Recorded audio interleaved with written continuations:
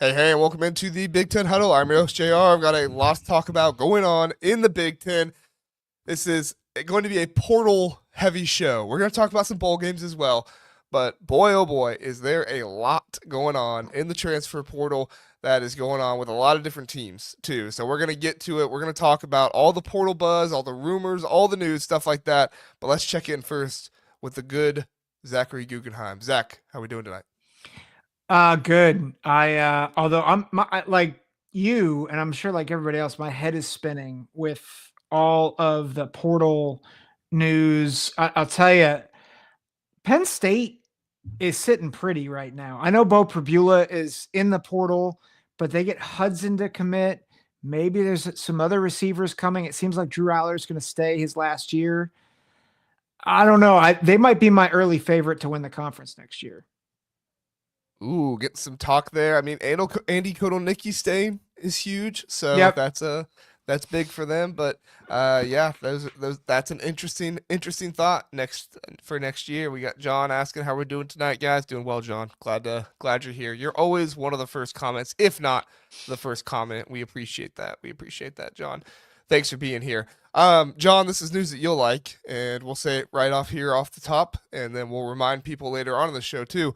But we're going to go ahead and we are going to do a post game for the Indiana Notre Dame game on Friday night. Now, unfortunately, we won't be able to do anything Saturday night because I do have my post game obligations I need to do for the Ohio State Voice of College Football show, their post game over there. And I don't think you guys will probably want a post game at 1 o'clock in the morning after that game is over and after my post game is over. So we won't be able to do anything then, but we will do a post game for the Indiana Notre Dame game right here, right after the game. We will try our best to get on as quickly as we possibly can and give you guys our thoughts on the game and everything going on. So, Zach, you excited for that? I think it's gonna be fun. I think it's gonna be really fun. I think it'll be interesting. The mood, obviously, if Indiana wins, I think it'll. I'm sure we'll have a lot of fun together as a community. I think if Indiana loses, we'll mourn together because I think we're, you know, I I don't really have a dog in the fight in terms of who I root for.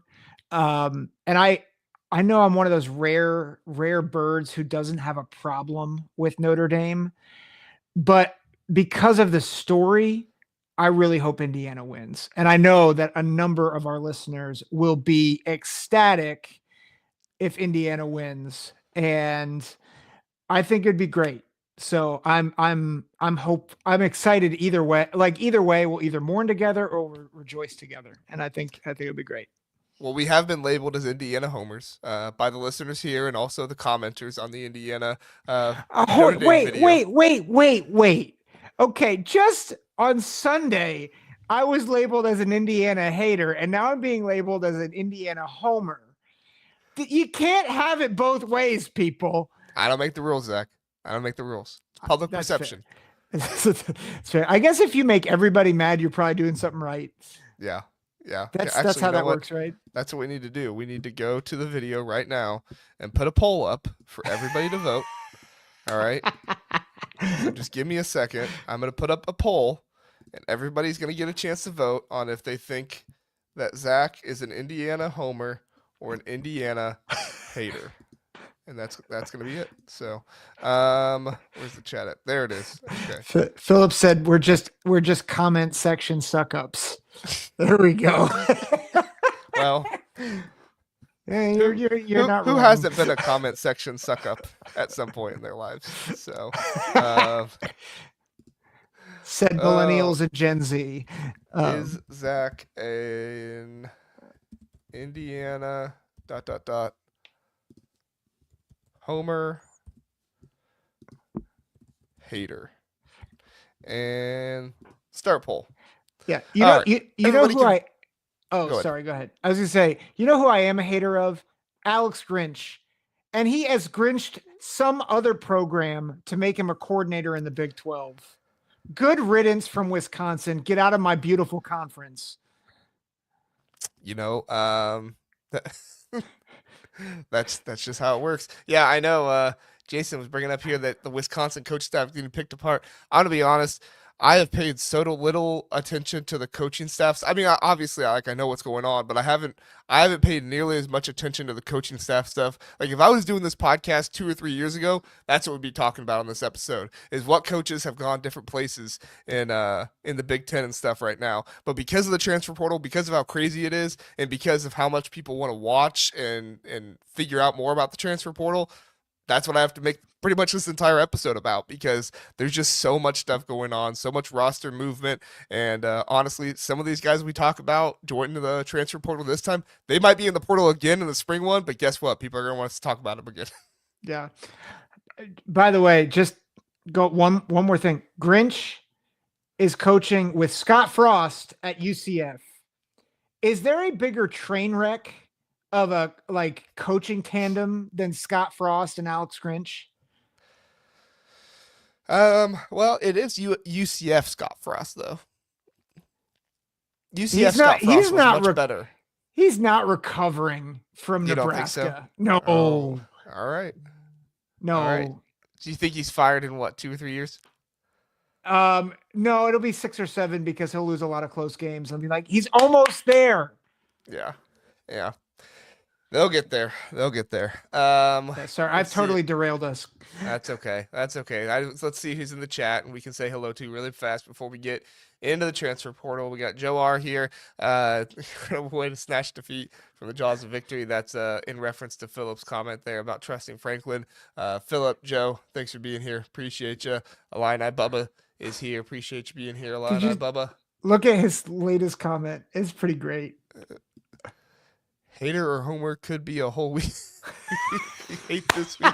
Who are your homers? Honestly, this could be a thing for Ohio State too, because Zach and I get pretty down on the Buckeyes, so it could be our JR and Zach haters or homers of Ohio State too. It could all be there together. Oh my gosh, that's amazing. Christopher, Indiana hater, all caps. He's yelling at you, Zach. Thanks for being here, Christopher. A lot of other comments. Oh, and we got Hummus Hero here. Frosty, the bro man, and the Grinch who stole Christmas sounds like a perfect fit to me. There we go. There we go. UCF will be so happy. for a hot second. Yeah. Yeah. Philip is asking, which episode is the ugly sweater episode? That would probably have to be this Sunday if we were going to do it. Because we won't have an episode on Christmas Eve. Sorry, guys. I appreciate all our listeners, but I'm going to spend Christmas Eve with my kids. I know. Bad dad, but I know. What? We're not doing the show? Not on Christmas Eve. I mean, you can do it by yourself if you want. No, we're not doing that. Okay. You can do a call-in show by yourself if you want. Oh, definitely not. Yeah. All right. Which actually, we'll have more on call-in show stuff later on, so don't worry. We'll get to that here later in the episode. Well, do we want to reveal that this episode, or do we want to wait, Zach? Well, I mean, you kind of already started to put it out there. We could tease them though for next episode. I don't know if the listeners like being teased though. Okay, we'll talk about it later on. Let's get to the transfer portal first. When we get done with the transfer portal, we'll talk more about it. All right. There is so much going on in the transfer portal right now. The transfer portal is insane. It's going crazy. And probably the biggest news of the day is that Zachariah Branch plans to, I think he actually did enter already into the transfer portal. Now, Zachariah Branch was somebody that Ohio State went after very hard. Michigan is obviously going to go after him pretty hard because of their need for wide receiver as well. You could also probably see UCLA. I'm sure Oregon will be involved. Anybody who's a high caliber player like this, Oregon is most likely going to try to get involved with, and then probably anybody in the SEC and Louisville will probably also be involved because of Miller Moss going out there. I don't know what Zachariah Branch's relationship was like with Miller Moss, but he was his quarterback for a little bit, so we'll see. But probably the most interesting part of this, Zach, is that he is expected to go to the same school as his brother, Zion Branch, who was a safety at USC. And so you're kind of looking at a package deal here, getting two guys for one, which is not uncommon. Ohio State has two brothers on their team.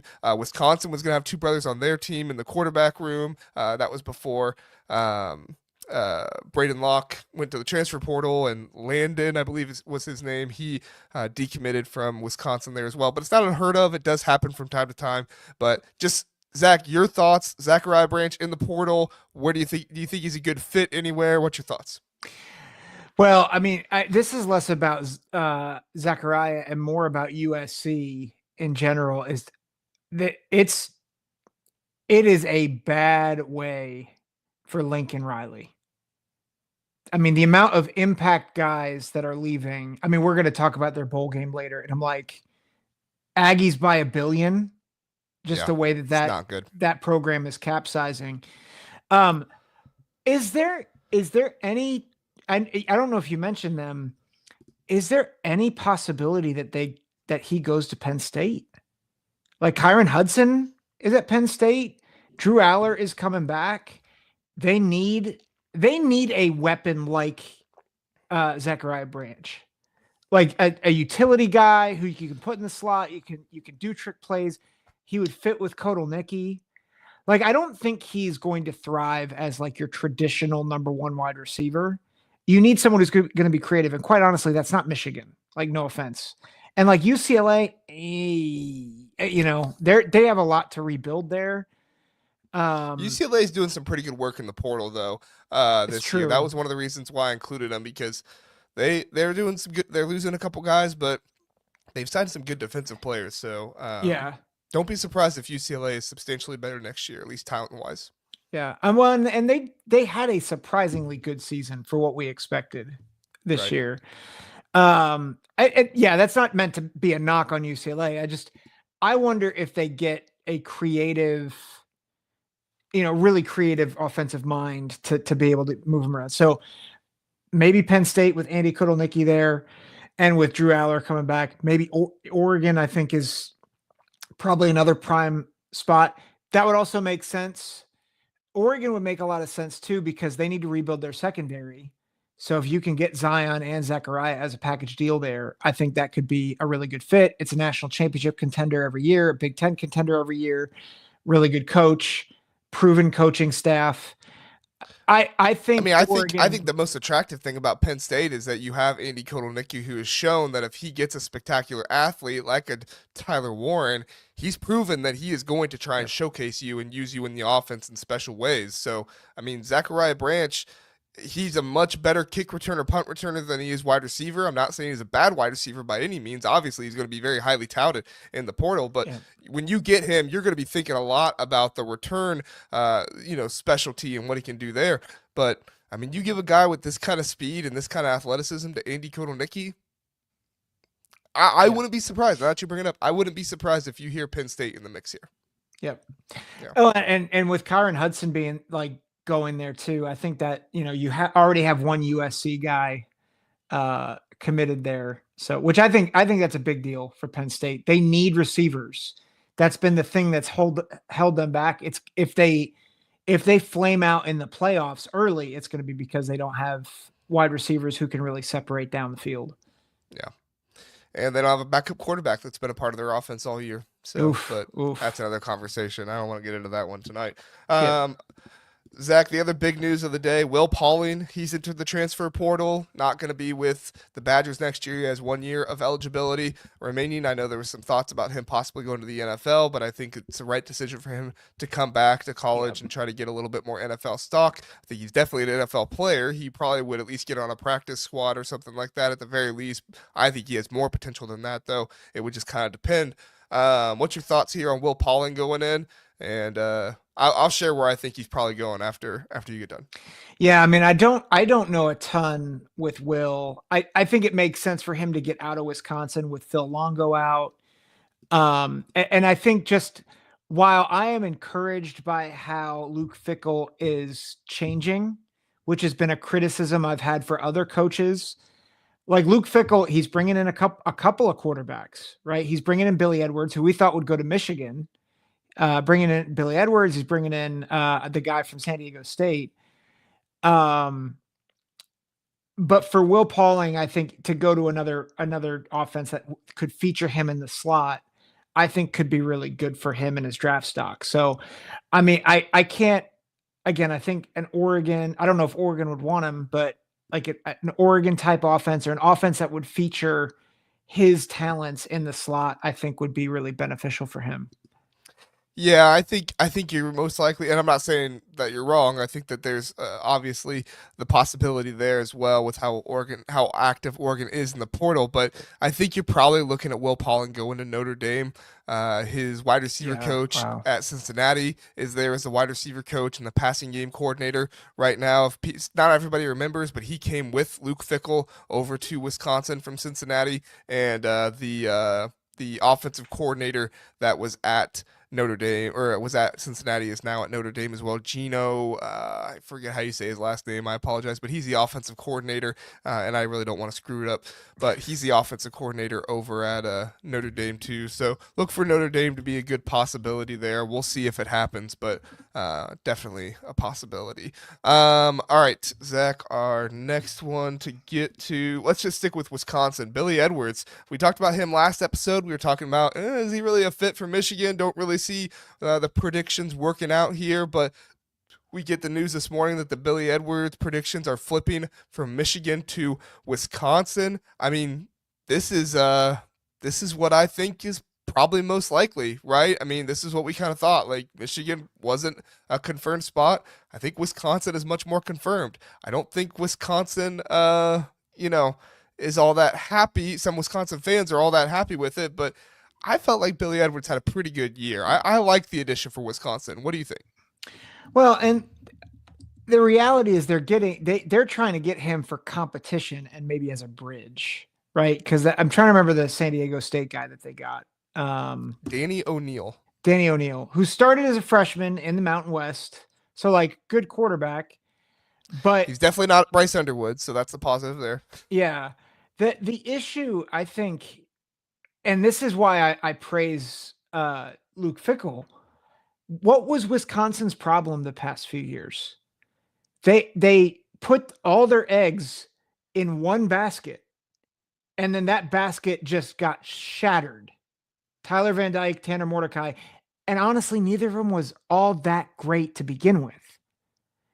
And so, what I think Fickle's learned is I got to get at least two, and I've got to get two guys who are at least somewhat competent, and not just competent, but competent at a power four level.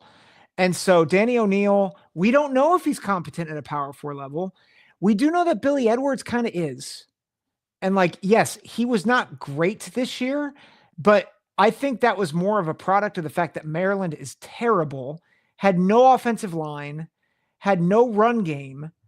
But the reality is, like, he completed 65% of his passes, threw for nearly 3,000 yards, and had a almost a 2-to-1 touchdown to interception ratio.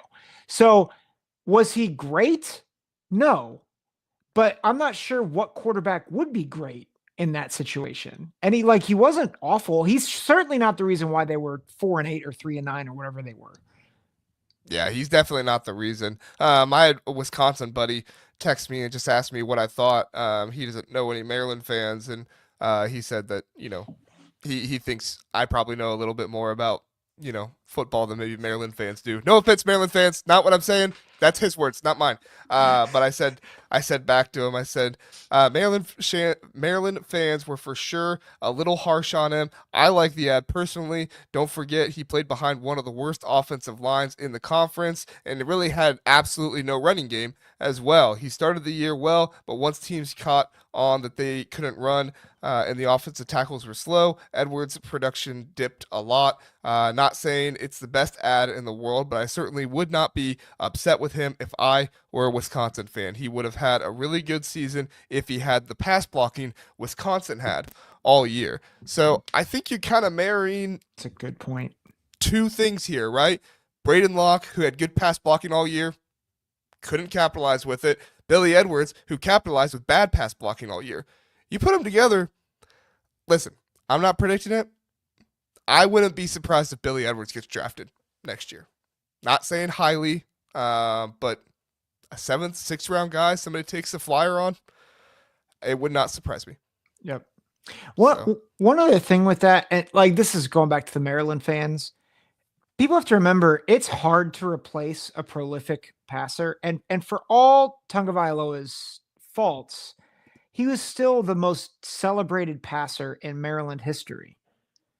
And then you've got to replace him and exceed expectations.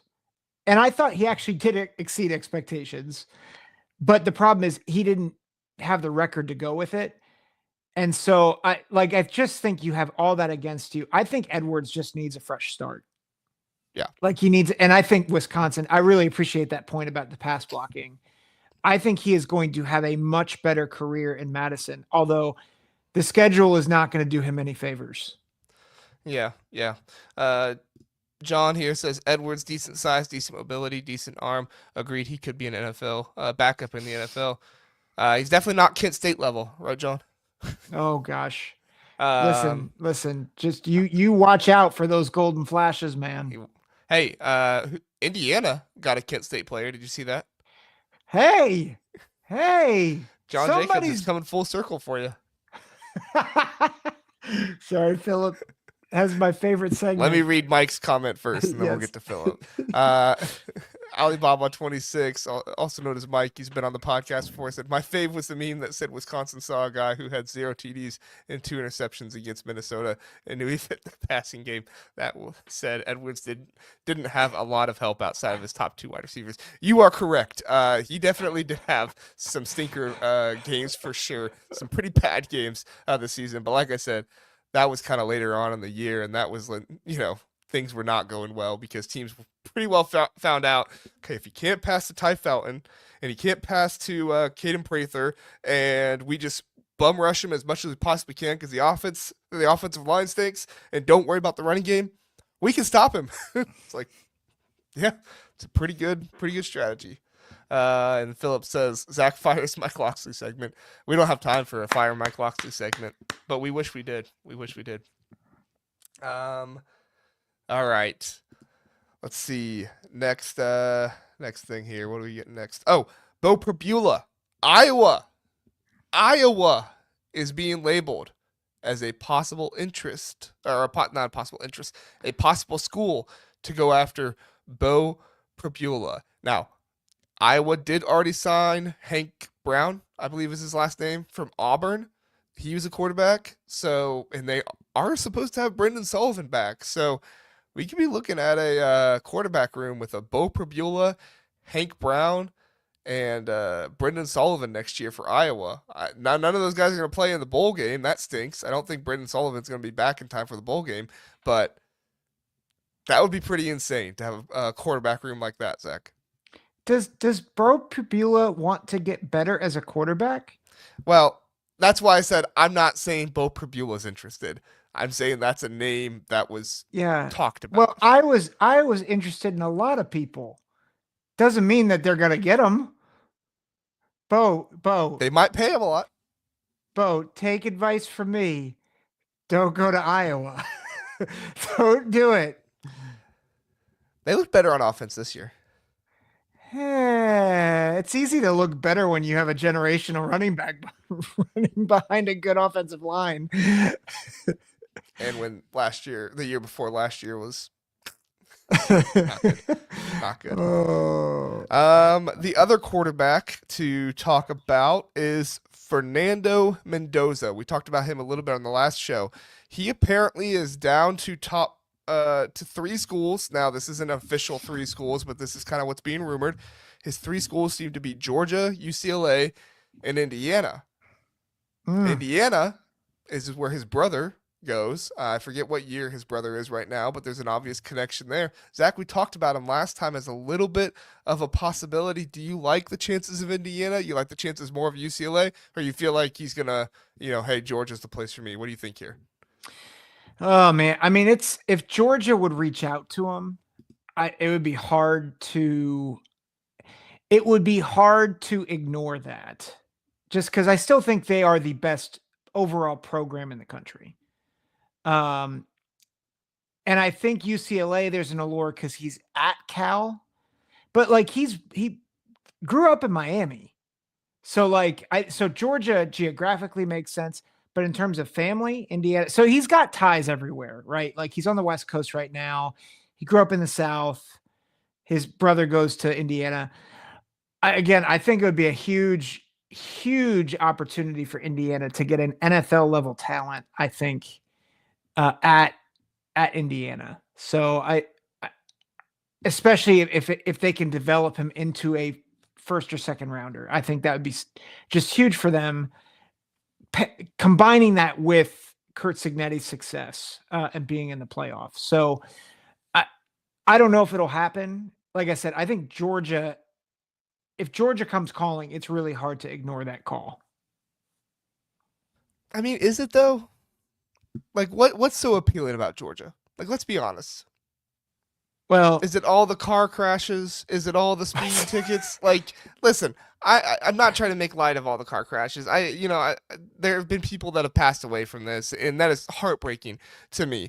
But like, what is so appealing about Georgia's quarterbacks? Jaden Rashada went there. The Ohio quarterback Ryan Montgomery, like Ohio high school quarterback Ryan Montgomery, who was near 5-star, he committed to going there. Like, they've got good quarterbacks on their roster already. So you really feel like you go to Georgia and you have a starting spot ready for. I don't know. I don't see the appeal of Georgia. And plus, like, Carson Beck has regressed so bad this year. Like, you really. Do you have like some developmental talent at quarterback that you're hiding to show that like we can develop you for the NFL? I think Indiana is your best bet here to develop you for the NFL. Possibly UCLA. Look at what Tino Sinceri, who's going to UCLA, what he did with Curtis Work this past year. So, I mean, it sounds crazy, but if you want to be an NFL quarterback, Indiana or UCLA is probably your better bet. that's a good. I think I'm coming more from the perspective of where you're going to have the better roster and more visibility. But I think that's a good point that there's going to be more competition at Georgia. Carson Beck has regressed. I mean, we don't. Carson Beck, I'm pretty sure, is out of the playoff at this point, just with his Yeah. injury. His elbow Yeah, we don't even know exploded. if Gunnar Stockton's gonna be there. So are we gonna see Jaden Rashada? Like, Yeah, it's a good it's a good point. I think that I'm thinking more from the roster perspective, but I think you're absolutely right. I think the opportunity to start is absolutely going to be more in Indiana and UCLA. So that's a good point. yeah, yeah. It's just a crazy thing to think about. But I like, if I was a quarterback or if I was consulting a quarterback, I'd be like, yeah, your better bet is the Indiana Yeah. that just turned Curtis Rourke into a NFL quarterback, or UCLA that just got the quarterback coach of the guy that just turned him into an NFL Yeah. quarterback. One of Do those you, two. do you, do you think they're saying Georgia to kind of force Indiana or UCLA to pony up more money? Maybe he could be looking at him, but I also know Georgia. They're not one of the highest NIL offers out there, so they don't go as crazy with the NIL as some other schools do. Mm. But I don't know. It's weird. We'll have to see what happens. I hope he goes to Indiana. I think that would be really cool for them to get It, him. But if he it'd be a doesn't, I'd big like for him deal. to go to UCLA too. So, Zach, you want to talk Purdue? Yeah, let's do it. Okay, not There's some. exactly Purdue, but Yeah. the Purdue tight end Max Clare, the number one tight end in the transfer portal. Ryan Walters said the number one tight end in the transfer portal and did nothing with him this year. Sorry, Purdue fans. I don't need to keep taking shots. I just really dislike Ryan Walters at this point because I believed in him and he gave me no reason to keep believing in him. So and then he lost 66-0 against Indiana. That's what you get. All right. He is closing in on a decision, and Michigan is apparently in the top of his decision making right now. A couple other schools as well that he's considering, but I mean, when you look at money and you look at Michigan's history with tight ends, to me, this looks like a Michigan lock right here. What do you think? Yeah, I mean, if aside from Iowa, right now, I think, well, Iowa and Penn State, I'm surprised that they're not as much in the running, just with what they've done with tight ends, especially Penn State lately. But yeah, Michigan, they've been fantastic with tight ends over the past several years, and Colston Loveland being the latest in a really good line of tight ends. So it makes total sense. You have a new offensive coordinator coming in with a 5-star plus quarterback coming in, a lot of excitement around that program, coming off a national championship. Yeah. I mean, if I'm Max Clare, and the other thing is you're going from the absolute bottom of the barrel in terms of winning tradition, and you're going to a place that boasts the most wins in NCAA history, a national championship, and 4 straight years of dominating the rival. So, like, why wouldn't Max Clare go there? 3 of the last 4 years winning the Big Ten too. So yeah, no, I totally agree. So Michigan's other player they're looking at in the portal is Cameron Calhoun. Have you heard of Cameron Calhoun, Zach?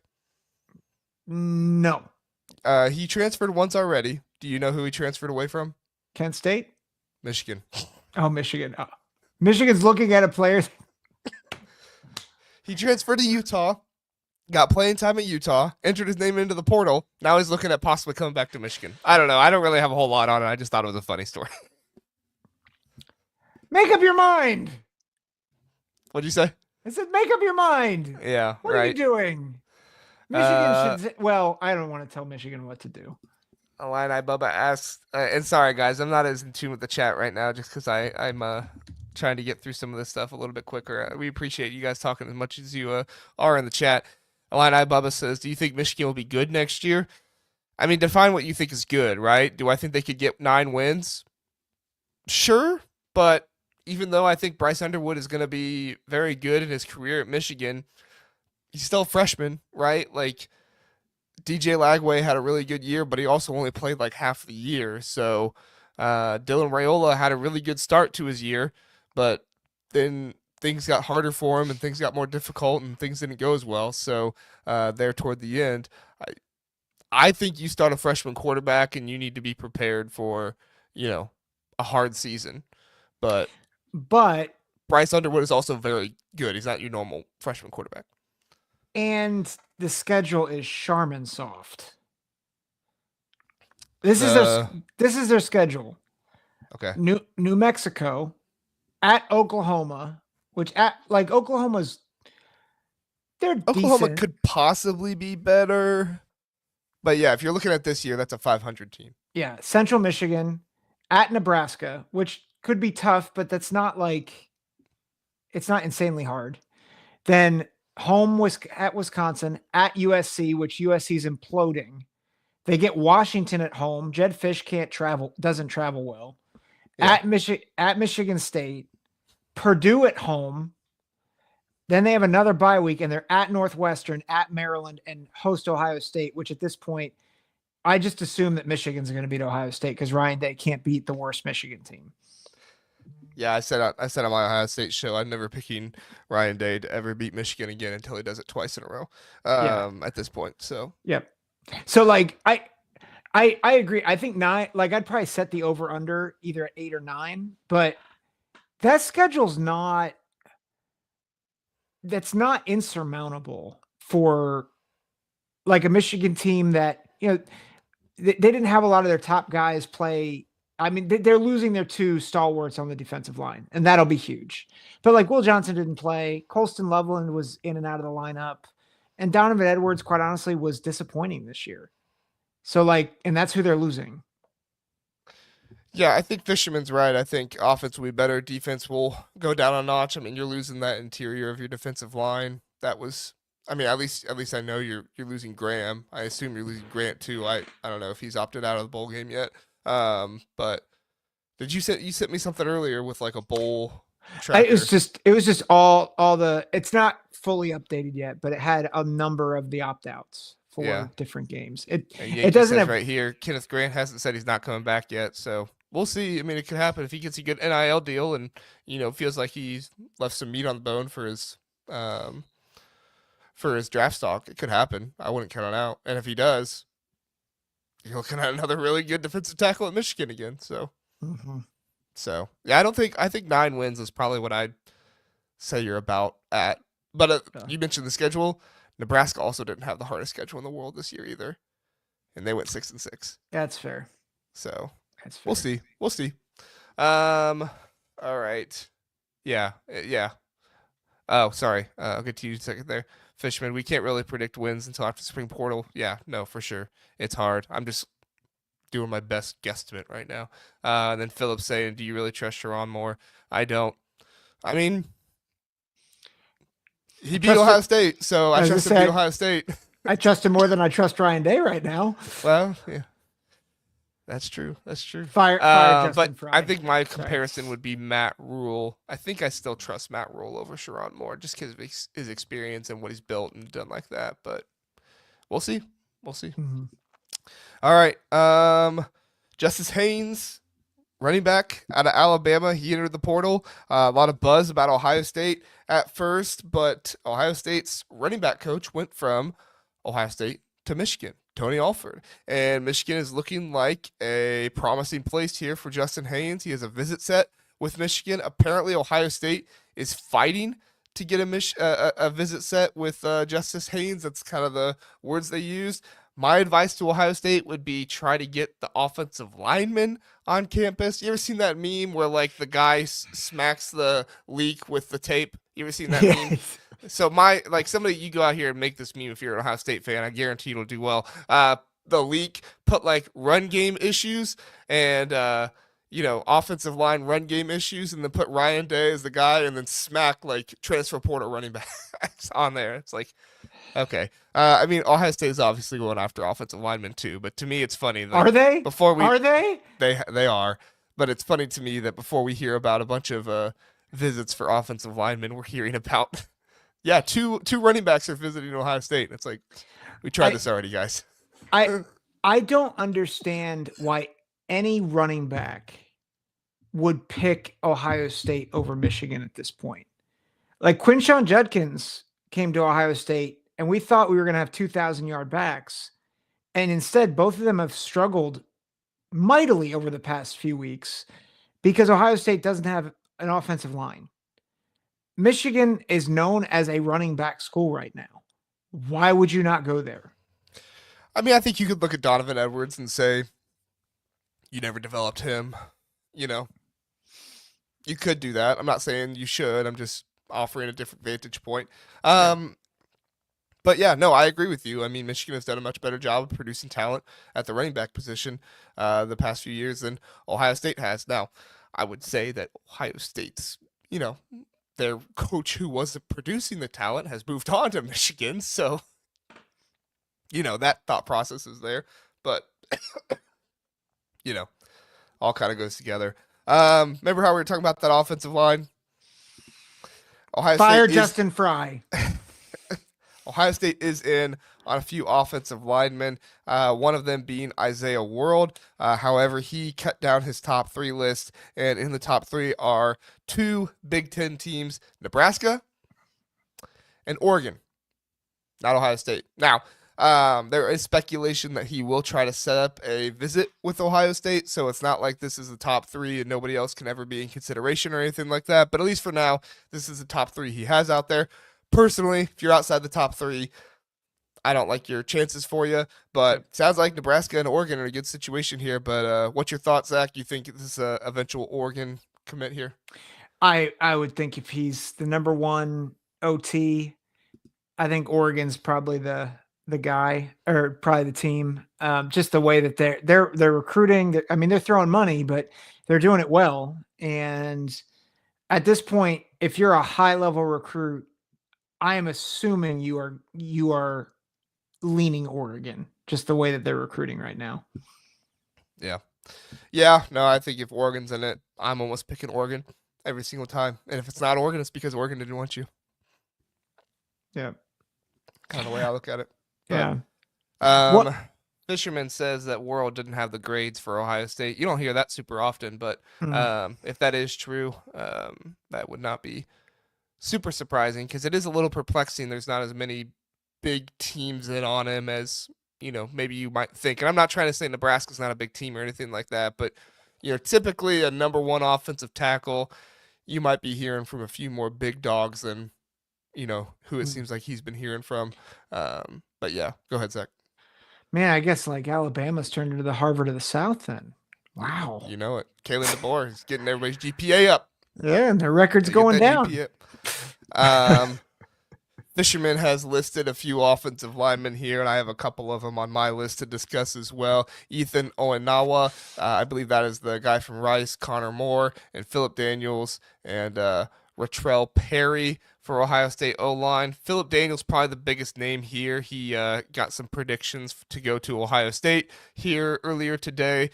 He is the offensive lineman that, if you've been on Twitter, Ohio State pretty much tampered with. I mean, there's no really other way about it. He's from Cincinnati, Ohio. He entered the portal. Ohio State was talking about a mystery player that if he's on the offensive line, he's probably going to Ohio State if he enters the portal. And then once this kid entered the portal, everybody was like, yeah, look at this guy. And it's like, okay, well, we can put two and two together here. So most likely Ohio State was tampering with him pretty hard.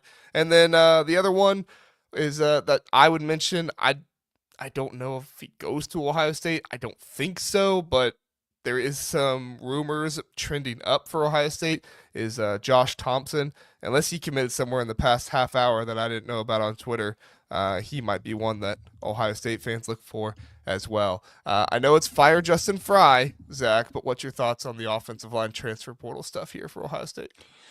I mean, I think at this point, what Ohio State needs is someone to commit. Because I think until you get that, I think you just have a lot of uncertainty and a lot of smoke.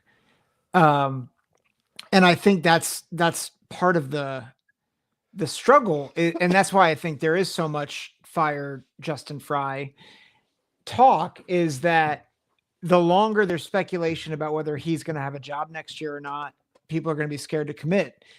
But if he doesn't get commits, then we're like, Ohio State's going to be in the same boat that they've been in the past several years. And they've been able to develop, and I'll say this about Justin Fry, as bad as he's been as a recruiter, he has developed some guys like in a really good way. Josh Simmons, he went from, a low rated offensive tackle with huge upside and is now going to be a first round tackle or a second round tackle. Seth McLaughlin, he was already really good. But he got better. Don't tell Alabama fans that. They did not think he was good. Bama fans need to. I don't want to. The whole snapping stuff was just stupid. Yeah. And it's come back up again. People are saying, "Oh, he had snapping issues at Alabama. They didn't want him." I'm like, you people are dumb. I mean, Alabama legitimately, at least their fans, didn't want him. But if the coaching staff didn't want him for that, that was really stupid of them. Yeah. But I think that's what makes Justin Fry so frustrating, is like, he can develop guys. But the problem, and this is why Ohio State's in the predicament they're in right now, he doesn't have enough of them. So that's part of his issue, is he's so choosy with his guys, right? Yeah. That's one of the reasons why he has 3 and 4 man classes coming out of recruiting, is because he basically only has like 5 or 6 guys visit on campus every year. And it's like, well, you got to get all those guys to have an offensive line class, but guess what? You don't get every single guy that you have come visit, so. But yeah. Sorry, do you have anything else? Well, I was just like, I think if Ohio State gets 2 or 3 commits in the next week or two, I think the mood will change in Columbus, especially if they beat Tennessee, which I'm not all that confident that they're going to do. But if that happens, then I think you will see an upswing, not just in offensive line, like momentum, but I think momentum for transfers in general, because then you're like, oh, there's an offensive line being built. But if you don't have that, and you lose to Tennessee, like we're talking about possibly meltdown mode in Columbus, and not just fans. Like, if Ohio State loses to Tennessee, you will see the greatest meltdown of an Ohio State, probably of any fan base in college football ever, because everybody's convinced right now, if they lose to Tennessee, Mike Vrabel's coming to Ohio State. I got news for you. Mike Vrabel's not coming to Ohio State. It is not happening. No. All these people that's trying to put it out there is like, oh, maybe it could happen. Oh, he's looking at houses in Upper Arlington right now. No, he's not. Get it out of your mind. It's not happening. He's not coming to Ohio State. And so when that sets in, if Ohio State loses to Tennessee and that sets in, and the reality of Ryan Day is your head coach for at least another year, I mean, we thought Ryan Day was treated poorly before. Yeah, it's going to be crazy. It's going to be crazy. Yeah. Um, Fisherman says Thompson seems to be leaning elsewhere. His recruiting prediction, like machine thing, unexpectedly flew up for Ohio State, and Ohio State is in the lead for that. And I read an article on three. I wish I'll try to find it and maybe send it to you if I can, Fisherman. I forget who wrote it though.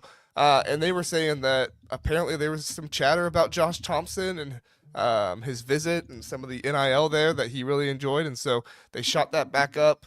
And that happened today. So I don't know. We'll see. Like I said, I'm not super confident in that one. It seems really weird to shoot back up like that, especially after coming off a visit from Auburn.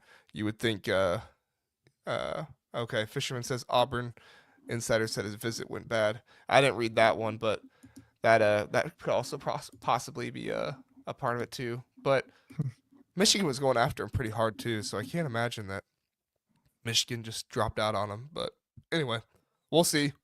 We'll see. Yeah. Yankee says McLaughlin was terrible in the Rose Bowl, and I'm glad he had a successful season, but he was a wreck in the Rose Bowl. Not sure what else to say. Yeah, but he was a wreck because of the Milroe. I mean, you look back at Milroe when he came in to relieve Bryce Young. There were snapping issues then too. Seth McLaughlin snapped the ball to Bryce Young just fine his senior year or his junior year. Jalen Milroe comes in for what was it, 2 or 3 games, 2.5 games or something like that. He has problems snapping. Bryce Young comes back in, snaps fine. All season, he has problems snapping to Jalen Milroe. Goes to Ohio State, snaps just fine. So, I mean, I don't know all the intricacies of it. I didn't play quarterback in high school. I didn't play center in high school. So I don't know exactly how that works, but seems like there was at least a disconnect between Seth McLaughlin and Jalen Milroe. So for whatever reason that was, who knows? And judging from how Milroe played this year, I'm going to put more of the blame on Milroe than I am on McLaughlin. Well, they didn't have great snapping this year at Alabama either. So yeah, and Milroe was a quarterback again. So yeah, Joe, I wouldn't let my kid anywhere near Hugh Freeze. That's fair. Yeah. Oh my gosh, Fisherman. Royal 31-15 game. 31 points, 15 rebounds. That's crazy. Well, it's Valpo. I'm glad you're doing it against Valpo. Maybe next time let's, Jake, let's get him to do it against Auburn or Maryland next. Man, I love Devin Royal. I really hope he sticks around. Whatever happens after this year, he's really, really good. Yep. And I'm sad for Michi Johnson. I saw people talking about that earlier in the chat. I hope everything's okay with Michi. So yeah, the team needed it for sure. So, John, would you like Brett Bielema to coach Ohio State instead of Day next year? Yes. Well, I was gonna say, have we seen? I mean, Wisconsin was probably the biggest job that Bielema had, right? Yeah. Could Bielema handle the big job of Ohio State? Like, I think Bielema's a really good coach. So I'm not disparaging him at all. But could Bielema handle a grinder of an Ohio State, a Georgia, a Alabama? I mean, because these big time jobs like that, they're grinders. I know he coached at Arkansas, but I still think Arkansas is even though it's an SEC school, I still think it's a smaller program than Wisconsin. Only reason he went there is because Arkansas said they would pay his staff more, and he got mad that Wisconsin wouldn't give more money for that. But yeah, Fisherman's right. He wouldn't recruit like Day. That would be the biggest thing.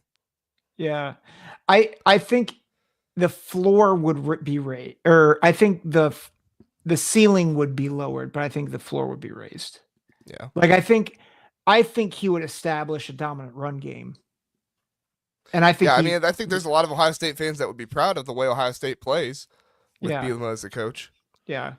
But yeah, I don't think they lose to Michigan nearly as many as they have under Ryan Day. Of course, I don't think Bielema has ever beaten Michigan until this year, had he? Maybe not. I'll say this too. Go back and check on that. I'll say this about Bielema too. There's something about failure and then rebounding from that like it really toughens you up. And that's honestly one of the reasons why I like Bielema so much, because he bounced back from Arkansas. Yeah, and he's doing it at a program that historically has been bad. No offense to Illinois, but like Illinois has been just terrible the past 25 years. And it had one really good year under Ron Zook. And but just not a lot of success from 2001 or 2002 to now. And Bielema has had 2 bowl seasons, has overperformed in 2 out of the past 4 years. Like, he's just done such a good job. I I think Ryan Day, and this is not where you want us to go with this, but I'll just say this. Honestly, I think Ryan Day's biggest problem is that he was, and Michigan said you were born on third base and you think you hit a triple. I actually think that criticism is valid in that he has not failed before Ohio State. So, like, I actually think for him to become a better coach, he needs to get fired. Like, and I don't mean that. I mean, he did fail at the Eagles and he failed at the 49ers, right? Like, he got fired from both those jobs, yeah, but not but as a head coach. not I as a see what head you're saying. coach. Like, I feel like it would be beneficial for him to. And I'm not saying this because I want him fired. I'm saying this like sometimes you need to experience hardship to become a better coach and to learn to adapt. I think honestly a really good example of that is Jim Tressel. Right now, he didn't get fired, but like he had to grind at Youngstown State for years and years and years, and then he went to Ohio State. And like he waited his turn. He was I think 48 when he got the job at Ohio State. Yeah. Yeah. We could talk a bunch more about this, but we'll leave it for another episode. I don't want this to turn into Ohio State hour, so Sorry. we could turn it into that. No, you're fine. I have comments, but I'll leave them for another time. So, Zach, let's get back to the portal. A few more things, then we'll get to our bowl predictions. Former Idaho defensive back who apparently is a top target for Nebraska. He is somebody Nebraska really wants, coming from FCS Idaho. Andrew Marshall is planning to visit Nebraska. Now, Nebraska has a lot of players in the portal right now. Some concern. However, they did have a lot of walk-ons on their roster, and they are losing some top-tier guys, but most of these guys are kind of, I don't want to say lower tier. That makes it sound like I'm being mean, but let's face it, they're losing the walk-on status, and so not everybody can stick around, and not everybody is getting a scholarship to stay there. What's your thoughts on Nebraska getting a visit from Andrew Marshall, Zach? I mean, obviously, it's big just from the sense that they need bodies, right? Like they're losing so many guys, and I know some of them are lower tier, but some of them are higher tier too. I'll be honest, I don't know much about Marshall, but I think it's good that they're attracting talent to come to Nebraska. Yeah, I mean, anytime you can get a top target on your roster there, I think it's good, and especially with a time like this when so many players are entering the portal, bring a player in, it's gonna make the fans feel better. Washington is listed as a school to watch for USC's Deuce Robinson. A little interesting there, staying out on the West Coast. Any thoughts there, Zach? Oh, not really. Yeah. Yeah. I mean, he was a highly rated recruit, if I'm not mistaken. So if Washington could get him, that'd be good for them. But yeah, to me, it's just more the players leaving USC. They're losing a lot of really highly ranked players, highly rated players from these past 2 recruiting classes. Yeah. I think that is the biggest story in this whole. Well, I think that's a big story, and then I think what we're about to get to, I think, is also a big story that not a lot of people is talking about. The wide receiver. No, a program. You're about to get to. The wide receiver, but about schools that he's visiting. Oh, okay. North Texas wide receiver DT. This messed me up. I thought they were talking about a defensive tackle, and I was like, why do they keep talking about his receiving yards? No, his first name is DT, or at least his initials are DT Sheffield. He's visiting Rutgers, and will visit Washington. Rutgers doing pretty well in the portal cycle. Only 3 players for Rutgers in the transfer portal right now. Yeah. That is the least amount in the Big Ten, unless somebody else came in the last hour or two when I was on here getting ready for the show. That's huge. That is Yeah. fantastic for Rutgers and for Greg Schiano to notice that he needs to continue to bring in players as well, helping the passing game. That's huge. Hats off to Schiano. Any thoughts on Rutgers and Washington getting a visit here? I mean, I like Rutgers' chances in this. And I think a big part of it is the culture that Schiano continues to build. We don't know about the status for the bowl game, if Kamanunga is going to play, but other than that, I'm not sure if anyone else is going to opt out. That's like a key starter for them. I think Rutgers keeping everybody around, keeping continuity. It's just another sign of what Rutgers is doing and believing in who they are, which is they're a developmental program to make 3-star guys into the best versions of themselves. And I think DT Sheffield's, wide receiver from a small school, I think that fits the culture. I really hope he commits to Rutgers because I think that's a better fit for him and just who he is and where he's coming from than Washington. Yeah, I mean Washington obviously they're gonna get some good wide receivers. They had good wide receivers this year. Jed Fish has had good wide receivers in his career, so obviously they're gonna be a good situation for any wide receiver coming in there. But for Rutgers, if they get this win over Washington, I think that speaks so much to. I mean, when you and I had the interview with Larry, when people were talking about is Greg Schiano the guy and stuff like that, it was just like you know, Yeah. I hope every single one of them see how wrong they were, and not from like I want people to be wrong and like that kind of standpoint, but just because I really stand by. I think Greg Schiano is the best coach Rutgers has ever had, and if they're able to pull off getting this wide receiver away from a program like Washington that's been able to have the wide receivers they've had, it's absolutely huge for them. So Yeah. Yeah. It's weird to think, and I know I'm more of a Rutgers lover than most, but it's kind of amazing that I would see it as the wrong move for him to go to Washington. And part of it is I think Washington, like I don't know how long Jed Fish is at Washington. I'm not sure how much of an identity they have at Washington, where I'm like, I know who Rutgers is. right. Like solidly. And I think that really matters, especially like I think we've talked about it with Ohio State and we've talked about it with Michigan, right? If you know who you are, that actually it just helps you so much when you get into the tough games. And I think that's why Rutgers beat Washington earlier this season. They know who they are. Washington doesn't. And I think this is a big battle. And I think if Rutgers does, I think it helps them elevate to the next level. That and Washington couldn't kick a ball straight. Are you saying Washington needs a kicker?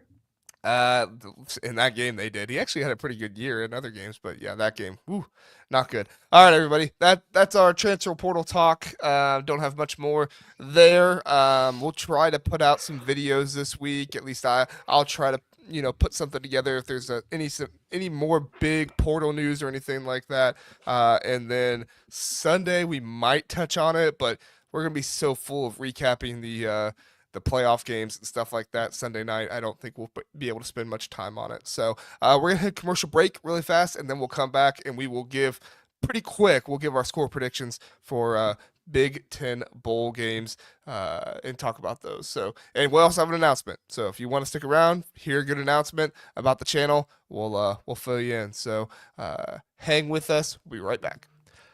Homefield is your go-to destination for premium collegiate apparel with a passion for comfort and a flair for vintage design. Homefield brings you gear that is comfortable and stylish. With over 150 colleges to choose from, Homefield digs deep into the archives, uncovering forgotten logos, iconic mascots, and legendary moments to create one-of-a-kind apparel. Use my code TBTH for 15% off for new customers, or use my link in the description. Back here on the Big Ten Huddle. Illini Bubba says no. Illini transfer talk, all boring. And Illini, I think they got a commitment while I was prepping for the show. I should have looked it up. I apologize, Bubba. We will next time we talk transfer portal, we'll be sure to mention all that. So sorry about that, Bubba. Just didn't have anything tonight so far, but we'll next time. Next time. I think they have one commit so far. So Illinois not been Um, super active in the portal so I'm far. looking it up right now. All right. Well, while Zach's looking that up, we want to announce that the Big Ten Huddle is soon going to be providing memberships for you all to be able to become members of the channel. If you do become a member of the channel, you're going to get a number of things. You're going to get private videos that only members can see from me and Zach. You are going to get full length videos. So we're going to start posting videos to our channel where people get like 10 minutes of it on the brand, like the big channel, but then the member side of it, they're going to be videos that are more like 30, 45 minutes long, and you guys can get the full version of the videos by being members. And then also, we know some of you guys have been asking about call-in shows since we stopped doing the call-in show at the Voice of College Football, Ohio State. Starting in January, we're going to start doing one call-in show a month for the members here at the Big Ten Huddle. So if you want to call in, talk about whatever you want. You know, if we didn't talk about Illini transfers, you can come in and ask us about Illini transfers, talk to us, give your thoughts on it. Maybe we had a take that you want to discuss with us or something like that. Come in the call-in show and we'll talk about it all. So You want to call me an Indiana hater to my face? there you go. I'm sure many of you actually would be willing to do that. So They probably would. They probably would. yeah. So yeah, like I said, memberships coming. They aren't here yet, but that's what we're looking at for membership. So we're really excited for that. They will be here by January. All right, Zach, these are our bowl games for the Big Ten. Now, last year we did a preview for every single bowl game, and I thought about doing that again this year, and then I was like, you know what? We did a preview, and then literally the next day, there were players opting out of the game, and we made the preview almost a lot about that one player. Like, if Kyle Monangai opts out of the Rutgers game, guess what? If we do a preview about Rutgers, probably going to be a lot of Kyle Monangai talk, and then somebody's going to watch it later on. I think it was the Miami Rutgers video last year. Miami had like a ton of opt outs, literally like the morning after I had recorded it. And so I literally had to take the video down. All I had was just every single comment was like, you guys are stupid. You don't even know who's opting out and who's opting in. And I was just like, this is ridiculous. So we actually just completely took that video down because I was like, it's just weird to get all this stuff happening. So instead, Zach and I are just going to kind of briefly talk about all these games and give our score predictions for each one. And honestly, your guess at a score prediction for these would be just as good as mine because who knows with all these opt outs and everything that goes on. Zach, which game you want to start with? We can start. We can start with Rutgers, Kansas State, since you started talking about Kyle Monangai. Sure. Kyle Monangai is going to have 250 yards in this game. No, I'm not going to start there. I think that the Rate Bowl is interesting because I think Kansas State's the favorite in that game. They have about 7 or 8 transfers or folks in the transfer portal. Rutgers, Thomas Amankwa is the only person in the transfer portal that's opted out. And then every other player not playing in this game is because of injury. At least so far. So like Kyle Monangai might opt out. He might play. But I'm not seeing much smoke as to many other players either opting out or like transferring out at this point. Yeah. Yeah, no, I agree. I'm actually surprised at this line here that Kansas State is favored at 7 points.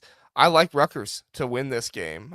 Kansas State has kind of been a little overrated all season long. Avery Johnson is not the player that they thought he was going to be at the quarterback position. Now, he did improve throughout the year a little bit, but he's not been able to throw the ball quite like they had hoped. I mean, I talked to a Kansas State fan at one point, and he kind of alluded to he kind of wished maybe Will Howard had stuck around for another year and Avery Johnson had Mm. gotten a little bit more development because he did start his sophomore year. He's a very highly touted recruit for Kansas State. I think he's the highest rated recruit they ever got.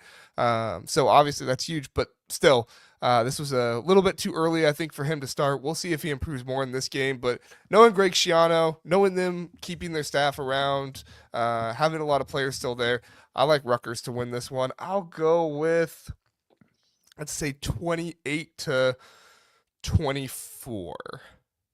Or like maybe 27-24, something like that. I don't know exactly the Yeah, field goals, but I that's think close. Rutgers win this one by a score. Close one. I am concerned about Rutgers' scalability in this game. If you look at Sagarin, which I know Sagarin's not the end all be all, Kansas State will be the highest rated team that Rutgers has played all season. The team that is next highest that they've played is USC, believe it or not. USC beat them 42-20. Now, granted, that was a game at USC. I would say it's at USC, right? So like that is something to consider. But and it was also during the period where I think Rutgers was really, really down. So I remember that game. I was looking forward to it all year, and then it was when Rutgers had all of those injuries and everything. And I was like, oh, this game isn't nearly as exciting as I thought it would be. yeah. So I don't think it'll be a blowout. But I think K-State takes this one, which pains me to say. And I agree with you. I don't think the quarterback is that big of an improvement over Will Howard, if he is an improvement at all. But I think they'll be able to run and throw enough, and I think that defense will be enough to stall what I think is an improved passing game from Kaliak Banis and those receivers. But I think Kansas State wins. I've got 31-21. All right. Good stuff. Good stuff. All right. USC, Texas A&M. USC, I don't think they stand a chance here. They got so many players out. Maybe Jade Mayava does something crazy. But, I mean, he's not been spectacular to end the year. But who knows? Maybe he does something crazy. Miller Moss last year threw 6 touchdowns in a bowl game. So maybe something like that happens. Who knows? But I'm not going to bet on it. I think Texas A&M here. Mike Elko is going to keep a lot of those guys still playing. I think that Mike Elko's had a really good season. They want to put a good bow on it and continue to have a good year. So I'm actually going to pick Texas A&M to win this one. And Texas A&M, they're struggling a little bit offensively, but I don't think USC has the guys, so I'm going to go with 38-17 Texas A&M. I'm shocked by the line with all the transfer portal stuff.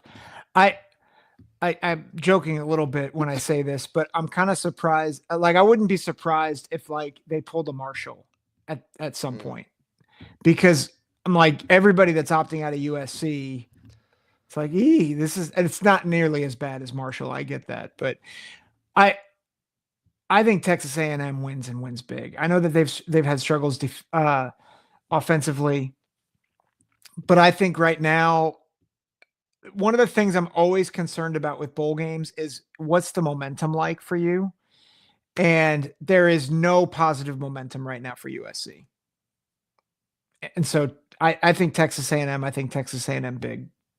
Yeah.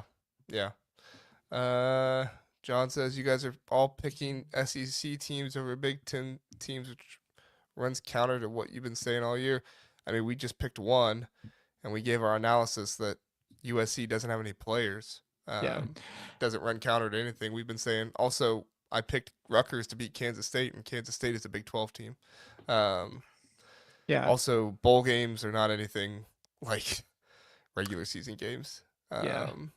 So, yeah. I wouldn't say it's a direct correlation, John. Yeah.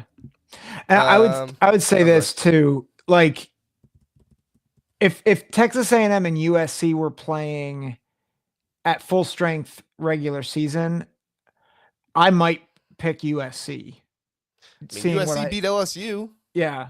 And LSU and Texas A&M had similar seasons. Yeah, I don't think A&M is better than LSU. Like, I think LSU beat A&M. Like, and I could see USC beating them if if they played during the regular season. The problem, and this is the problem you get in the postseason with this world of opt outs is, and you're going to see it throughout. Like you just don't know what you're getting with the roster and the roster management.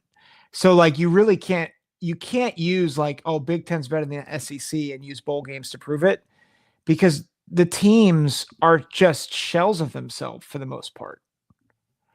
Yeah, it used to be a big talking point with like, oh well, the SEC went 4-3 in their bowl games versus the Big Ten or something like that, and it worked back then because teams finally played the last game of the season, and the bowl game meant so much. Nowadays, Yeah. it doesn't mean as much, and players are opting out. I mean, um, yeah, I mean a lot of the times when I pick these games, I mean this is gonna be a you know, it's probably going to be a shocker here, but a lot of these times when I pick these bowl games with so many opt outs, if it seems like it's even with opt outs, I just pick whichever coach I think is better a lot of the times Mm. because I think they're going to put a better team out there and stuff like that. So, like Alabama, Michigan, I'm going to pick Alabama. I think Kalen DeBoer is a better coach than Sharon Moore right now. I mean, maybe that'll change next year, but I Mm-hmm. mean, Kalen DeBoer has accomplished a lot more in his career than Sharon Moore has. So that's not because I think the SEC is better. It's just because I think Michigan's losing a lot of players and Kalen DeBoer's a better coach than Sharon Moore. But that's just me. Um, so, John, well, sorry, John. I'm not trying to beat you down. I'm just trying to explain a little bit. Yeah. Sorry, I wasn't trying to make you think you were Yeah. incorrect or wrong or anything. I was just trying to explain my reasoning. Because I Yeah. don't want you to think I love the SEC. I don't. I hate the SEC. Don't ever say. I'm not saying you did. Anyway, Nebraska, Boston College here, Zach. Nebraska favored by 2.5. Nebraska, a lot of players in the transfer portal, like I said, but I don't think it's not like they've got their entire starting lineup in there. They still got their wide receivers, Dante Dowdle. That's going to be a miss, but I think they have some good running backs behind him as well. Dylan Raiola is going to play in this one as well. If I remember correctly, he was a little beaten up at the end of the season. Now everybody Mm-hmm. kind of is, so I don't always like that excuse, but he's gonna feel better in this one. Boston College, they're going through a little bit of stuff in the portal right now. Not a huge portal exodus from them, but a little bit going on there. I'm gonna pick Nebraska in this one, Zach. Probably by about a touchdown, or not a touchdown, probably about a field goal. I'd say Nebraska.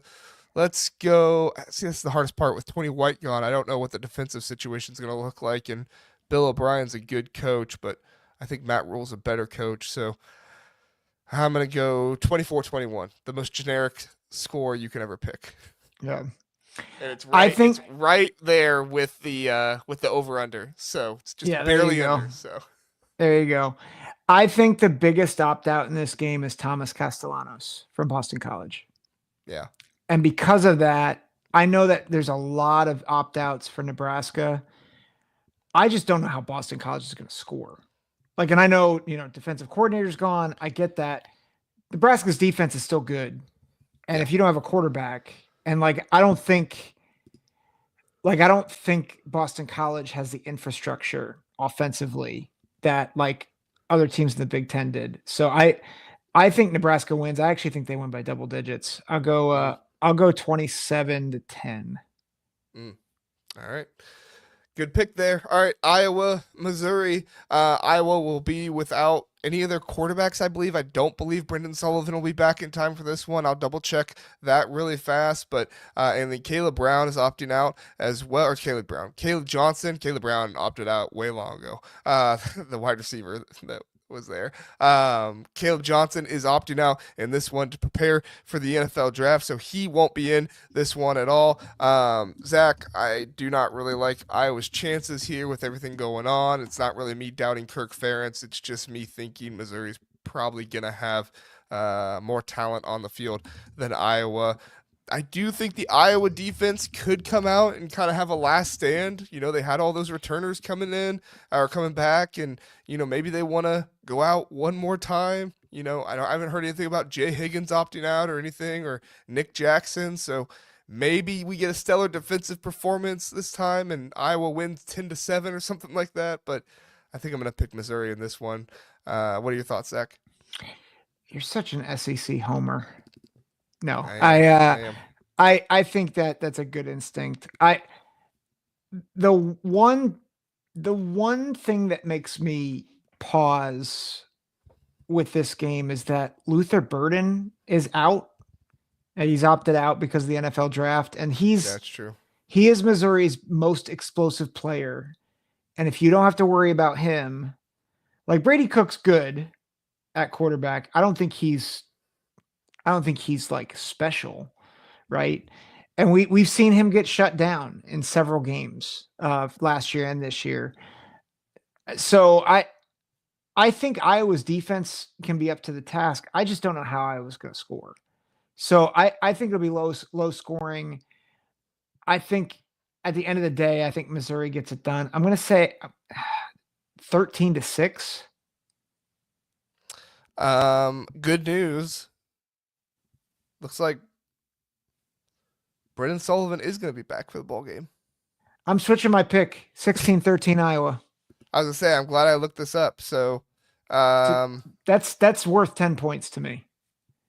yeah, yeah, no Caleb Johnson, but yeah, it says Iowa Stratton has been the starter over the last couple games, but he did not appear likely to be the starter against Missouri. It sounds like Sullivan will get back on the field and take over the starting job once again. All right, scratch everything I said before about Iowa not being able to have their offense. With that defense being back, with Brendan Sullivan, Luther Burden being out for Missouri, I will take Iowa in this one, and I will take Iowa to win it 20-17. All right. 2 3-point wins for the Hawkeyes because we looked up and did research. Yes, on the fly. So Nice, that's well the kind of done. analysis you get here at the Big Ten Huddle. Not all the time, just during bowl opt-out season. Yeah. All right, Michigan, Alabama. I mean, I alluded to it earlier. Alabama, Michigan is going to be without Mason Graham. They're not going to have Will Johnson. They're not going to have Donovan Edwards. And I know I know they beat Ohio State without him. Alabama doesn't have Ryan Day coaching them though, so I'm going to pick Alabama in this one. I would say 28 or 31-10. I'm going to surprise you on this, JR. Are you going to pick Michigan? I am. Brave man. So I was listening to College Football Nerds. They are very nerdy. And they made a really good point about Alabama. Jalen Milroe and their offense, when faced with a really good defensive line, has really failed to do anything. You saw it against Oklahoma. You saw it against Tennessee. Now, we don't know about Kenneth Grant. We do know Mason Graham's opting out. But I still think that defensive line is going to be a top 3 defensive line that they've faced. And I think Jalen Milroe is going to implode, especially with some of the transfers. I'm sorry, Yankee. I know you probably feel like it'd be much better if I picked against Michigan. But I think Jalen Milroe is going to struggle. I think he's going to revert to what we've seen in games against really good defenses.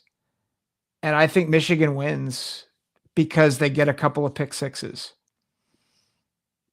Watch out, John. Those are fighting words right there. Yeah, don't ever say that, John Jacobs. John Jacob. I will hilarious. rage quit on this if you accuse me of that. Yeah, Yankee says Milroe sucks. I do agree with that. I don't think Milroe was bad last year. I think Nick Saban knew how to contain him, but I don't think Kalen DeBoer has a grasp on how to contain him, how to utilize him. It seems like Jalen Milroe wants to become an NFL QB sometimes, and when he does He's that, he not. kind of denies his natural athleticism. That's when he really gets himself in trouble. I mean, he throws a beautiful deep ball, and he can run really, really fast. But when he tries to throw the short game and the intermediate game, it's like, dude, you can run for that. Why are you doing that? You know, like just hand the ball off. Now, Alabama also going to be without Justin Haynes. Justice Hayes. Yeah. Yeah, in this one. So, going to be a big deal there for them. But I don't know. like I said, coaching matters. I still think Kalen DeBoer, but I mean, you're right. The defensive ends from Michigan are just another piece of that really good defensive line. So Yeah. maybe I'll make it closer. I'll make it closer. I'll say 24-17. Yeah. I will But I'm still go picking Bama. I will go with 17-13 Michigan. And I am not a Jim Harbaugh fan. Stop that. Now we're Stop just that. poking fun at you. I know. I know. I'm a hater. I'm a Jim Harbaugh lover. There we go. Oh Hey, Dave's here. Jingleheimer Schmidt. That's my talking about John, I guess. That's funny. Good to see you, man. Dave. Good to see you. Dave says, I just want to see Michigan win because it's against the SEC. No, I get it, man. I get That it. I can agree with. Well, no, I will never root for Michigan to win, even against the SEC. But I see exactly what you're saying, and I think Big Ten fans should root for Big Ten teams over SEC teams. My moral compass just will not allow me to do so, It's fair. and I think we should respect that, right? Minnesota fans wouldn't root for Wisconsin fans. Okay, can we talk about this really fast? I know we're way over time, but the Alabama fans that are rooting for Tennessee to beat Ohio State, where is the self-respect anymore? You just got Tennessee in the playoffs over you, and now you're rooting for your arch rival in Tennessee to beat Ohio State because you hate the Big Ten that much? Like, Well, I don't know, man. I first like of this. all, This is the part of college football rivalries being ruined that I don't like. I don't like it. I want Alabama to hate Tennessee. I don't want them to root for them, just like I want Ohio State fans to hate Michigan fans and not root for them. isn't Auburn the arch rival of Alabama though? I mean, so Tennessee's their arch rival is Alabama. I know Alabama's arch rival is Auburn, but the more competitive game, let's be honest, lately has been Alabama Tennessee. So they're Tennessee like beat them last year, and Tennessee beat them this year. Like, so what they're was it, they last year or 2 years ago? so like Tennessee's like Penn State, and then Alabama and Michigan are like Alabama and Auburn. I'm just saying I can see why, but also I've actually not seen a lot of I've seen a lot of Alabama fans saying they want Ohio State to kill Tennessee. So I think there's a lot of loud Alabama fans, but I don't think they're the majority. Thank you, Yankee. Says I hate Yankee, Ohio State just you're Yankee, you're the man. just to make you feel better. You're the man, Yankee. Thank you Yeah. for hating Ohio State, as you should. Root Team for up north. Tennessee this weekend. Team up north sucks. Anyway, All right, we have more comments to get to, but we got to get through these bowl games. Washington, Louisville in this one, Zach. I need to look up the opt-outs for it really fast. Louisville's down their quarterback Tyler Shaw and their best receiver Ja'Cory Brooks. Oh yeah, they are down quite a few here. Wow. Yeah, so I'll just go ahead. I'm picking Washington to win. Is Tyler Shaw gonna get drafted? Really? He declared. I think it's a bad declaration, but he declared. I mean, I know Jeff Brom has a track record with getting guys drafted and stuff, but yeah, I don't know. Sorry, go ahead. What were you gonna say? I'll say 28-20 Washington. Okay. Yeah, Washington doesn't have a whole lot of transfer portal guys or anything like that. Looks like they could have most of their offensive line back. I like that pick. I'll go with it. I'll go with Washington as well in this one. What'd you say yours was? 28-20. 28-20. I think Washington. I'm trying to think about the defense and stuff like that. I'll go with Washington. I still think Louisville's probably going to have a pretty potent passing attack, so I'll go 31-28 Washington. Mm-hmm.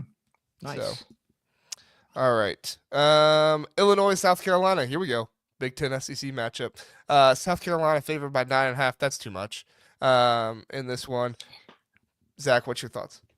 So people were raving about South Carolina at the end of the year, like saying they should have been in the playoff.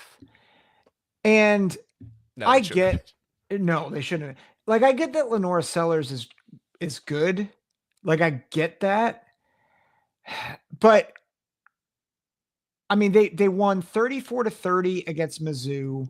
They beat Clemson by 3. Like I don't know, man. Like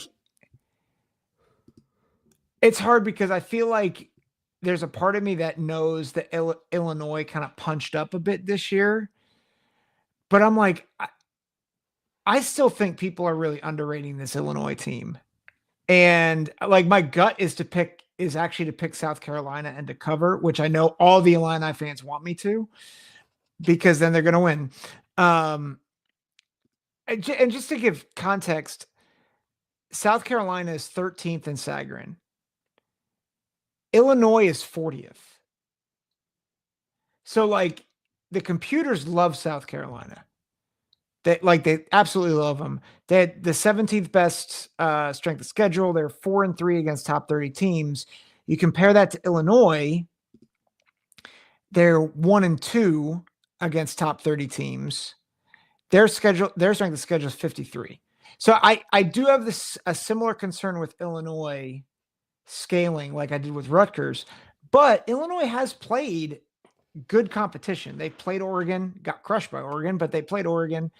They played, I think, an underrated Minnesota team, and they played Penn State, and they played Penn State pretty tough. My concern is Illinois' offense without Pat Bryant, because Pat Bryant is out of this game. He's opted out, I believe. That's my big concern in this game.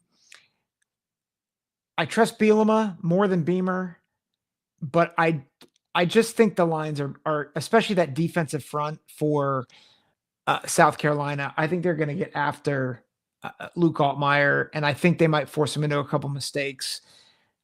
I got it low scoring, but I'm going to go 21-17 South Carolina. I definitely think if South Carolina wins, it'll be a closer game.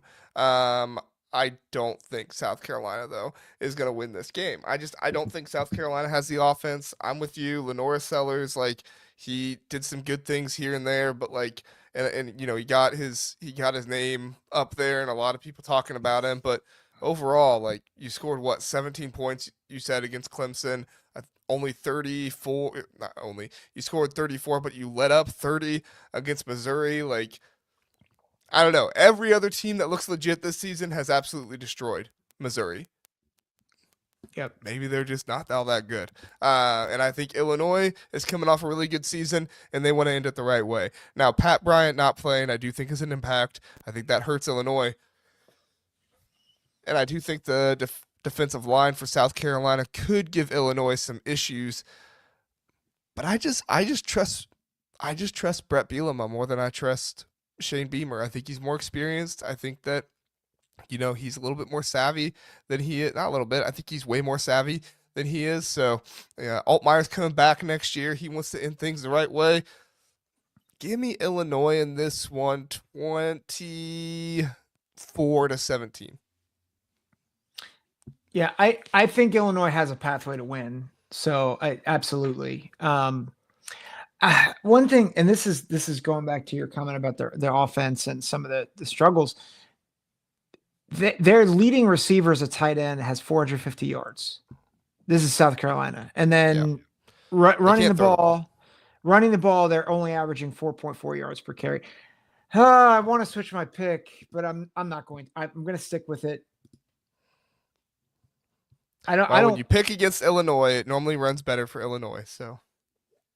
Yeah. It normally goes better for Illinois. Yeah, I'm gonna keep my pick because I think that means Illinois is gonna win because that's how it works, right? Yeah, I think is Rocket Sanders playing in this game? That's a good question. I'm not sure. I thought it was either South Carolina or Arkansas.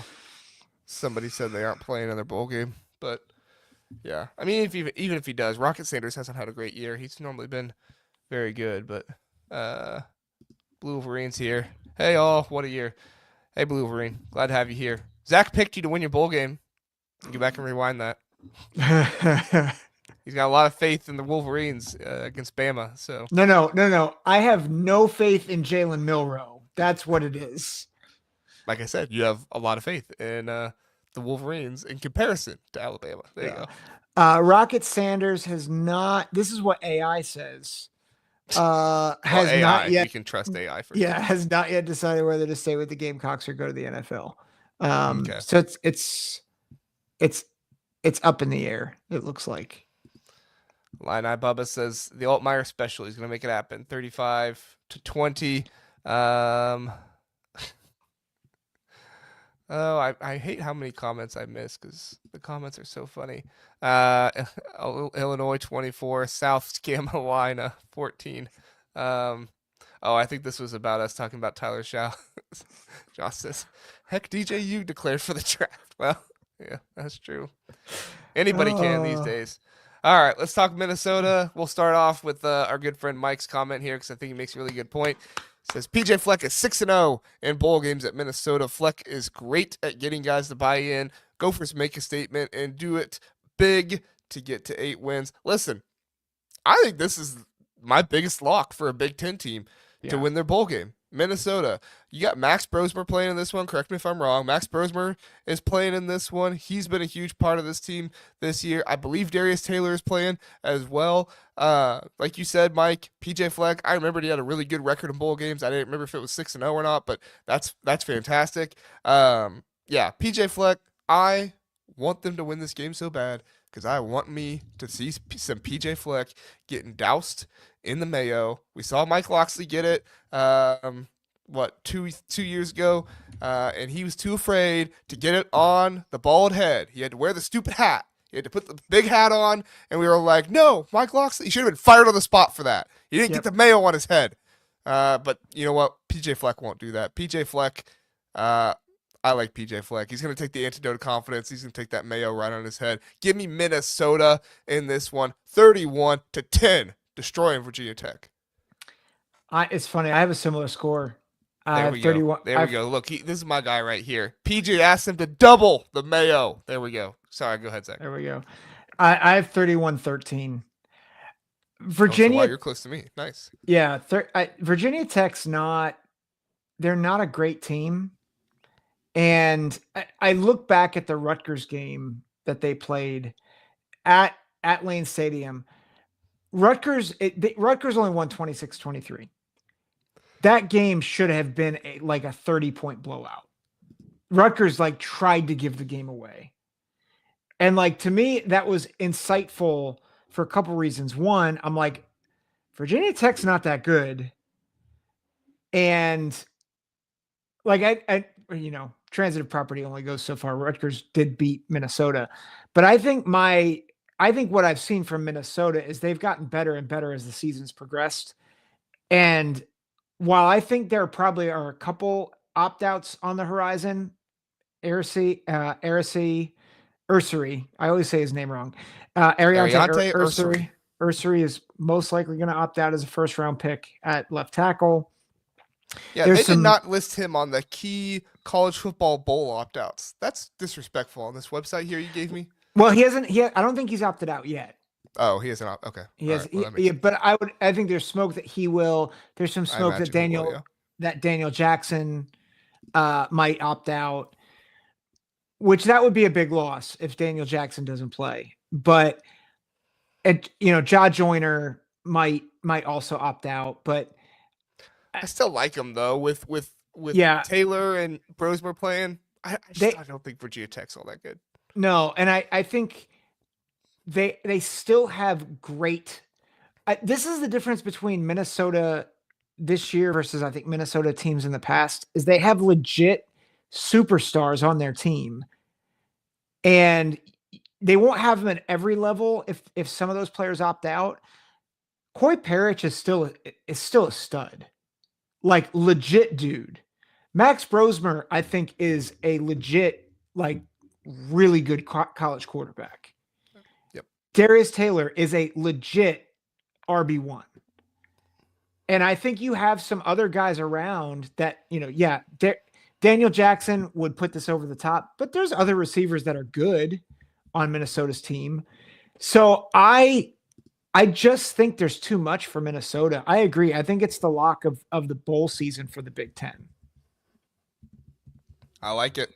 I like it. And what I like even more is we'll get to see PJ in a get some mayo dumped on him. And I agree. I agree with Philip here. We need a mayo pool. Like remember when the team won the Pop Tart Bowl last year and they all got to run in and eat the Pop Tart together?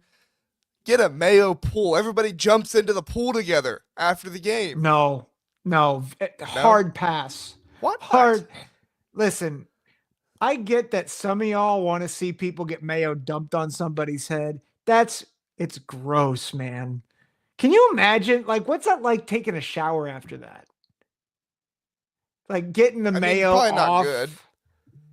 Do you think it's like a natural moisturizer? I don't know. I don't want to test it out. We can make PJ Fleck do it, and then he needs to like tell the people what it was like. He might shine, like his head might shine even more after this. He might institute the mayo of confidence. Oh You have the gosh. antidote of confidence. I over under on how many times I throw up. Yeah. Philip Watching makes a the good point. Won't get stuck in his hair. That's fair. He doesn't have facial hair either, so I'll say this. What is it about the coaches I don't like getting mayo dumped on them? Because I I don't don't know why you hate PJ Fleck. I like PJ Fleck. he's grown on me. He's certainly not in my Mike Locksley should be fired every week. I'm sorry, Bubba. This is what happens when you have a bowl game based on mayonnaise. I love it. And I'm PJ just Fleck. mad that we didn't get anybody in the Snoop Dogg Bowl. Forget mayo. Let's get all the marijuana. That's Just pass the blunt around at the end of the game. no. Oh gosh. Oh Oh, no. my. Oh man. Philip. Zach just hates everyone but Michigan. No, That's what it is. take that back. Take it back. Oh man. Oh boy. Yeah, boy. I really want to see PJ drenched in the mayo. Not necessarily because I just want to see like him get the mayo all over him, but I want to see the reaction and everything. Like I feel like his reaction is going to be pristine. And it's just gonna be really fun. So Do you think he'll wear sunglasses or no? no, he's gonna want to look. He's gonna want to look the camera in the eye. Yeah. I think when he sits down, I think that he's gonna pop those sunglasses or what? Is it in a dome? Is this game in a dome? I don't know. If he has sunglasses on, I think he's gonna pop those sunglasses right off. He's like, do it, and he's just gonna like stare right into the screen. And as he gets it, I think he's gonna stick out his tongue and go. Oh my gosh. And get the mayo all over him. Oh Oh, no. PJ, I got a gorgeous sign and it smells like BLTs. That's fantastic. You can't do that to me, Dave. I got a cough. I got a cough tonight, and you're just gonna get me into a coughing fit if you do that to me, Dave. Oh hilarious. Man. Oh, that's hilarious. Oh man. Yeah. So we'll have to take a video of it and find a way to play it on the channel afterward and not get copyright problems. Because you know what? This is awesome. But PJ getting the mayo dumped on would be even more awesome. I guess I could take a screenshot of it. That's what I'll have to do. And then I could like put these two next to each other. That is such a good picture of Cursing It's my picture of the year. Like I don't think I'll be deleting this picture from my StreamYard for a long time. Yeah. That should just be the automatic thumbnail for every YouTube video that we do.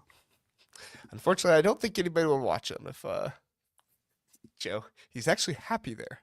That's his happy face. You should see him when he's mad. Oh, that's funny.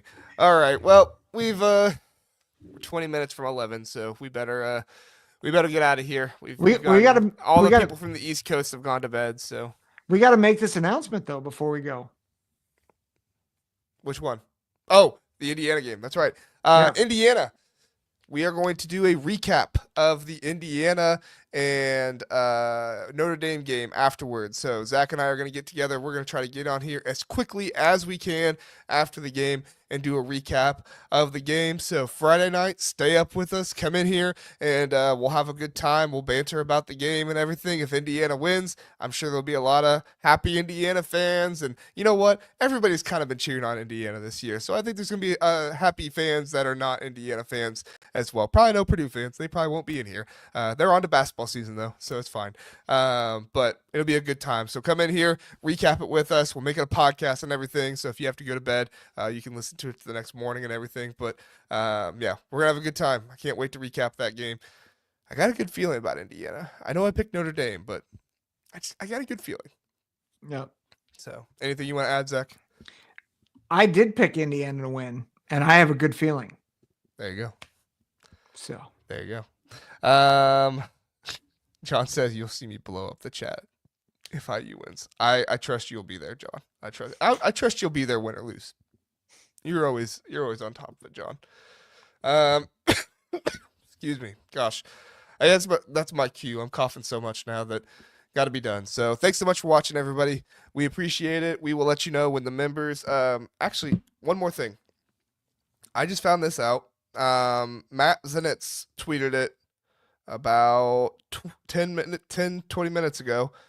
Zachariah Branch has a do not contact tag on himself. So maybe that means there was some tampering and he already knows where he's going. Interesting. Interesting. All right, everybody. We appreciate you being here. Zach, thanks so much for coming on.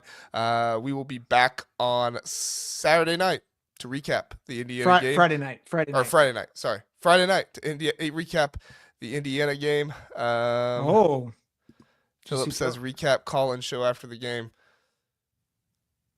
Maybe. All right. We'll think about it. We will recap the game Friday night, and then we'll be back here Sunday night. And basketball episode Thursday night. Gonna have Russ from the Boiler Express podcast on here. So all you Indiana fans, you'll get to hear a Purdue perspective. We haven't had a Purdue perspective since the preview show, so I'm excited. I've been a little down on Purdue this season, so Russ said he's gonna come in and set me straight. So always love when Russ comes in to do that. So Thursday night, basketball episode. Friday night, Indiana Notre Dame recap. Sunday night, full recap of everything. And if Ohio State loses, be prepared for Zach and I to both be in very bad moods. All right. Thanks, everybody. We appreciate it. Have a good one.